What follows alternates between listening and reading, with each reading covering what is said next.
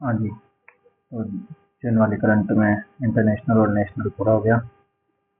अब है अंतरिक्ष एवं रक्षा प्रौद्योगिकी यानी कि science and technology.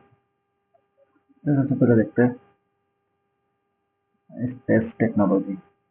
Space technology में सबसे पहले एक आता है इसरो का PSLV।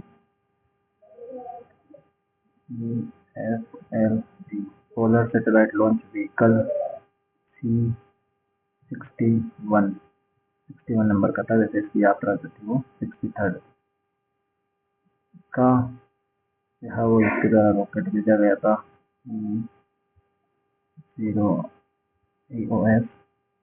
09 सैटेलाइट का अर्थ ऑब्जर्वेटरी सैटेलाइट 9 के बारे में, तो ये असफल रहा है। वैसे तो क्या है कि PSLV में 4 स्टेज है। PSLV में जो है वो 4 स्टेज है, सॉलिड, लिक्विड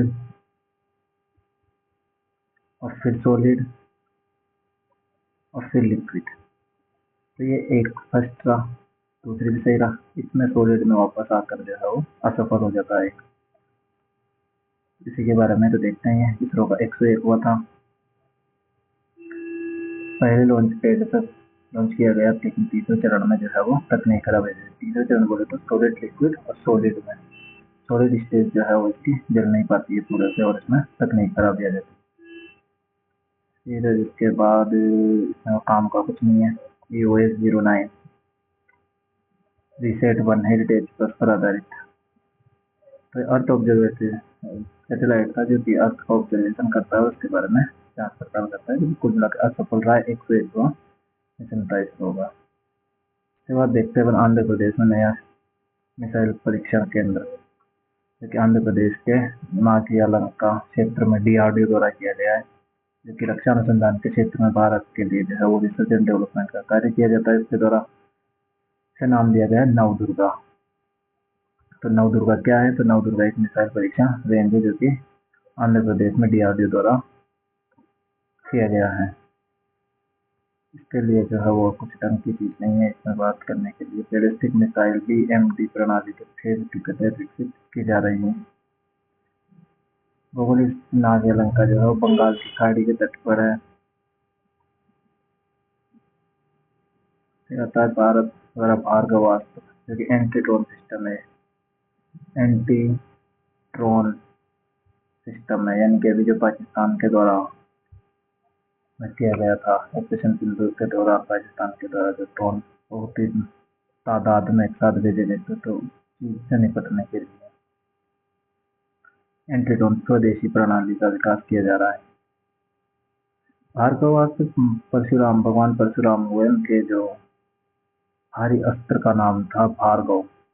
भार्गव परशुराम और अस्त्र, इसके नाम पर यह नाम रखा गया है। तो आइए इसको इसमें देखते हैं कि गोपालपुरा ये बढ़ते खतरे का मुकाबला करने के लिए भार्गवास्त्र का ओडिशा के गोपालपुर स्थित सीवाड़ फायरिंग रेंज में सफल परीक्षण किया गया है। तो झुंड में जो आने वाले ड्रोन है उनके लिए तैयार किया गया है इसे, और इसका जो विकास किया जा रहा है वो किया जा रहा है भार्गवास्त्र और solar defence and aerospace limited SDAL, solar defence aerospace limited द्वारा इसका विकास किया जाएगा, और ये भगवान परशुराम के शक्तिशाली भार्गवास्त्र से प्रेरित है। तो भार्गवास्त्र क्या है? तो एंटी ड्रोन सिस्टम है। दुर्गा क्या है? नवदुर्गा। तो नवदुर्गा जो है वो आंध्र प्रदेश में मिसाइल परीक्षण केंद्र है, मिसाइल परीक्षण रेंज है।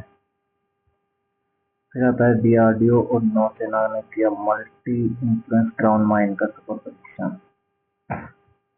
इनकी समुद्र में माइन बिछाना, मल्टी इन्फ्लुएंस ग्राउंड माइन, आधुनिक समुद्री बारूदी सुरंगें। फिर इसके पश्चात इसका जो विकास किया गया है, ये किया जा रहा है DRDO की ही प्रयोगशालाएं, 2 high energy material research laboratory Pune और terminal statistics research laboratory Chandigarh द्वारा। High energy material research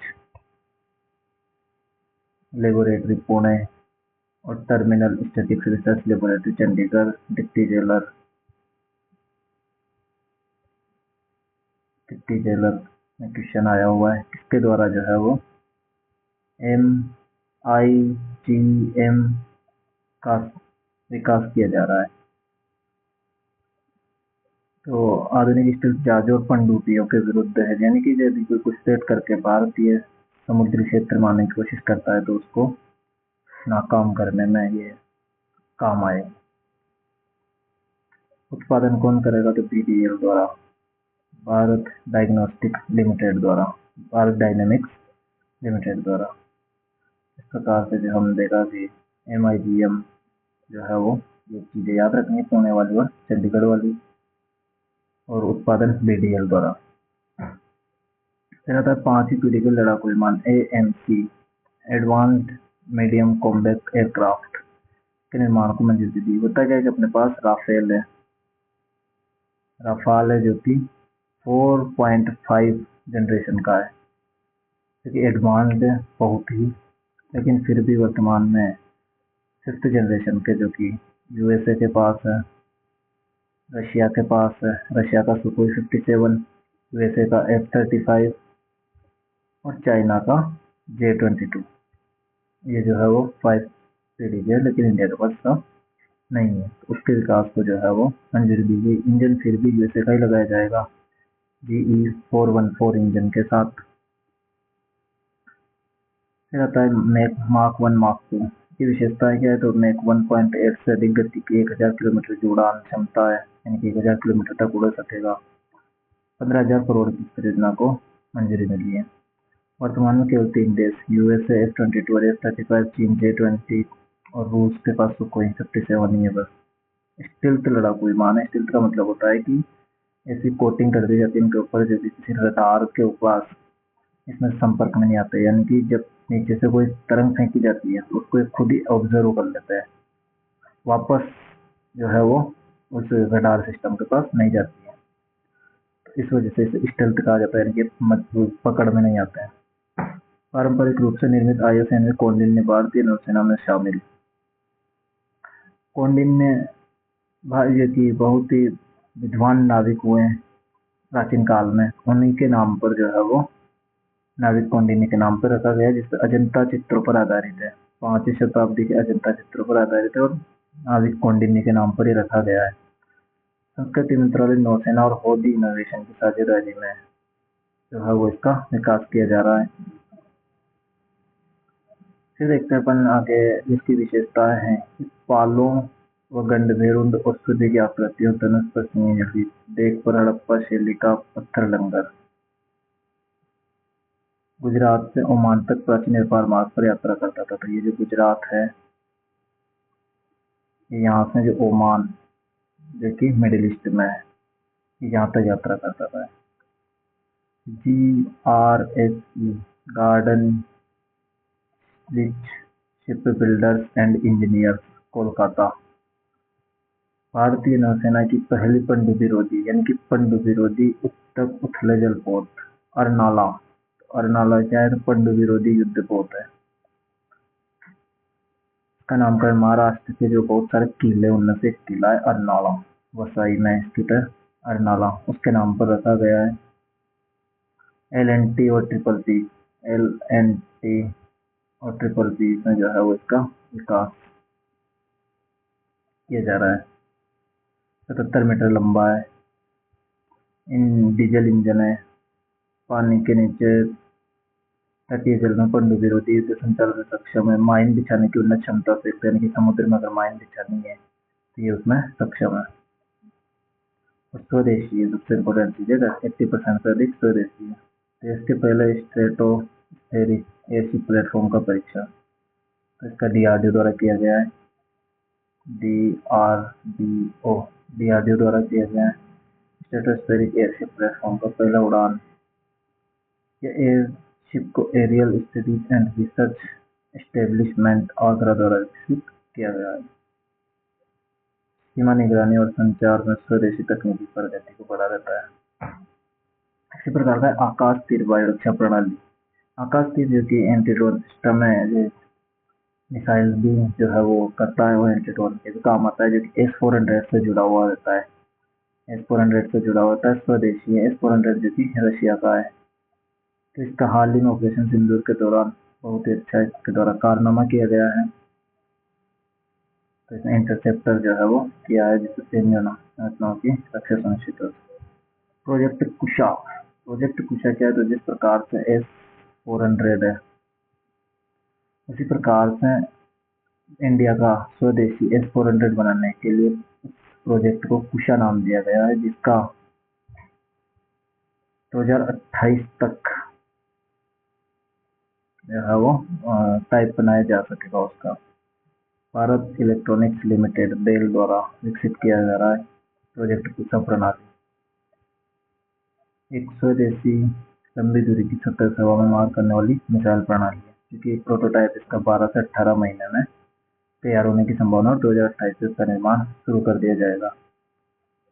BrahMos जो कि क्रूज मिसाइल है, इसका जो है वो प्रयोग किया गया है ऑपरेशन सिंदूर के दौरान बहुत अच्छे से, और उसी के देखते हुए कई सारे देशों से ऑर्डर आने लगे। तो इसका लखनऊ में बनाए जाने का यह वो सेंटर स्थापित किया गया है लखनऊ में।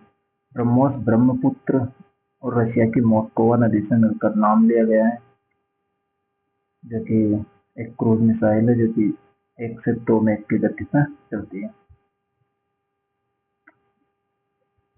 मिसाइल नेक्स्ट जनरेशन मिसाइल है 300 करोड़।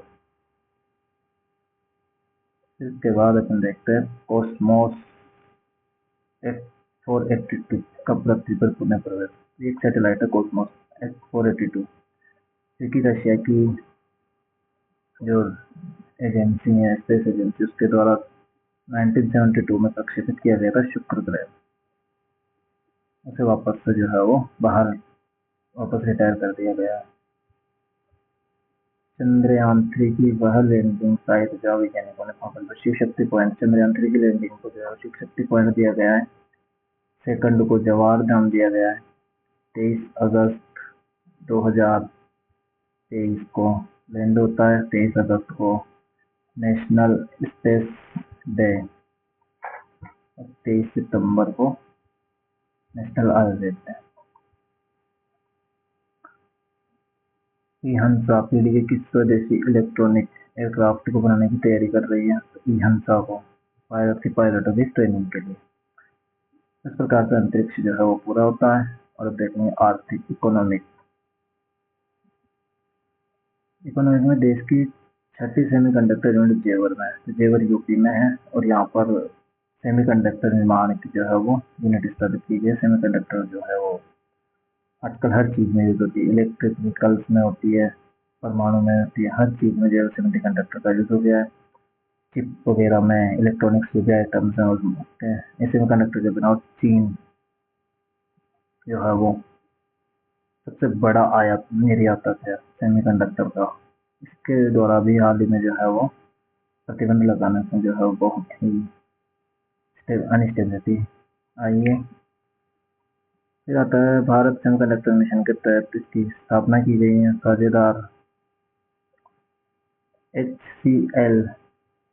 HCL और फॉक्सकॉन जो कि ताइवान की कंपनी है। और ताइवान का जो है वो सेमीकंडक्टर में एक तरफा वर्चस्व है। ताइवान की कंपनी है, इसके द्वारा जो है वो सेमीकंडक्टर में ताइवान ने बहुत ही अच्छी टेक्नोलॉजी विकसित की हुई है, और फॉक्सकॉन और HCL मिलकर इसे विकसित करेंगे जेवर में। Mobile phone, laptop, automobile, PC, display समेत अन्य उपकरणों के लिए डिस्प्ले ड्राइवर चिप्स का निर्माण करेगा। तो इस प्रकार की बहुत सारी चीजें, लेकिन सेमीकंडक्टर की जो है वो जेवर में। भारत बना विश्व की चौथी सबसे बड़ी अर्थव्यवस्था। तो भाई साहब ये कुछ नहीं है, ये टेक्नोलॉजी है। जापान को पीछे छोड़ दिया है। अब अपन से ऊपर USA है, जिसकी 30 ट्रिलियन है। चाइना है, जो कि 19 ट्रिलियन है। ये बड़ी बड़ी अर्थव्यवस्थाएं हैं। अपन अभी 4 ट्रिलियन पर अटके हुए हैं। तो USA है, जापान है, USA है, चाइना, फिर एक फ्रांस है, जर्मनी है। तीसरे नंबर पर जर्मनी है, और फिर जो है वो 0.187, जबकि जापान की जो है वो 4.186 है। इस प्रकार से जापान को छोड़कर भारत बन गया चौथा। भारत जो है वो कितना बन गया? फोर्थ। ये किसने बताया? IMF ने बताया। IMF ने ये भी बताया कि ग्रो करने वाली सबसे बड़ी इकोनॉमी इंडिया की है, बहुत तेज गति से जो है वो ग्रो कर रही है। सऊदी अरब कुवैत ने की उत्तरी वाफरा में तेल भंडार। तो सऊदी अरब और कुवैत में जो है वो एक मिडिल ईस्ट के देश है, यहाँ पर सऊदी अरब और यहाँ पास में कुवैत है, तो यहाँ पर जगह है वाफरा, वहाँ पर तेल भंडार मिल रहा है। ये कोई बड़ी बात है। आरबीआई देगा सरकार को 2.69 लाख करोड़ का डिविडेंड, यानी कि जो लाभ प्राप्त हुआ है। आरबीआई की इनकम कहाँ से होती है? तो सिक्कों से होती है, फॉरेक्स रिजर्व स्टोर करने से होती है, फॉरेक्स रिजर्व बेचने से होती है। इसके साथ ही जो है वो जो भी बॉन्ड वगैरह होते हैं और विदेशों की जो फॉरेन की जो बैंक होती है, उनमें इनके द्वारा जो है वो बॉन्ड खरीदे जाते हैं, उससे जो है इनकी इनकम होती है, जो कि 2.69 लाख करोड़ हुई है। ये सरकार को दिया जाएगा। ये देख सकते हो, कुछ नहीं है इसमें। केंद्रीय निदेशक मंडल ने आकस्मिक जोखिम बफर को और बढ़ाकर 7.5% कर दिया, यानी कि जोखिम की जो है वो बढ़ा दिया गया। रिंजिंग अंतर्राष्ट्रीय बंदरगाह, रिंजिंग इंटरनेशनल पोर्ट जो कि केरल के तट पर है, केरल पे है। यहाँ पर अडानी के द्वारा इसका विकास किया गया है, जो कि सबसे बड़ी बात यह है कि अब पोर्ट पर जो है जहाज है वो सीधा मेनलैंड से जो है वो कनेक्ट हो जाएंगे, जो मेनलैंड है वहां से कनेक्ट हो जाएंगे। इस प्रकार से इसको विकास किया गया है अडानी के द्वारा। 10 लाख TEU सालाना इसकी इनकम होगी, 10 लाख TEU सालाना होगी, जो 2028 तक 50 लाख TEU हो जाएगी। प्रधानमंत्री ने दाहोद में किया लोकोमोटिव विनिर्माण संयंत्र का उद्घाटन। तो लोकोमोटिव यानी कि ट्रेन का जो इंजन होता है उसके निर्माण का उद्घाटन किया दाहोद, जो कि गुजरात में, गुजरात के दाहोद में इसका जो है वो उद्घाटन प्रधानमंत्री मोदी द्वारा किया गया है। इलेक्ट्रिक लोकोमोटिव है ये। दाहोद में अत्याधुनिक लोकोमोटिव निर्माण, 9000 HP के इलेक्ट्रिक इंजनों का उत्पादन किया जाएगा यहाँ पर। और ये जो इंजन है D9, ये 12,000 हॉर्स पावर वाले WAG-12B के बाद भारतीय रेलवे का दूसरा सबसे शक्तिशाली इंजन है। तो इस प्रकार से कहाँ पर? दाहोद, गुजरात में। ये चीज याद रखने की बात है बस, और कुछ नहीं है इसमें। लोकोमोटिव इंजन जो होता है ये रेलवे का इंजन होता है, तो उसके विकास का जो है वो वहां पर उद्घाटन किया गया। वित्त वर्ष 2024-25, फाइनेंशियल 2024-25 यानी 1 अप्रैल 2024 से 31 मार्च 2025 तक एक वित्तीय ईयर, एक फाइनेंशियल ईयर कहा जाता है। इसके दौरान जो FDI है, फॉरेन डायरेक्ट इन्वेस्टमेंट, यानी कि जो संस्थागत निवेशक होते हैं उन्हें FDI कहा जाता है। वो किसी संस्था में, इंस्टीट्यूट में निवेश करते हैं, तो फॉरेन डायरेक्ट इन्वेस्टमेंट। तो ये 81.04 बिलियन रिकॉर्ड जो है वो दर्ज किया गया है। तो FDI जो कि व्यक्तिगत निवेशक होते हैं, FII होता है जो फॉरेन इंस्टीट्यूट इन्वेस्टमेंट, वो संस्थागत निवेशक होता है।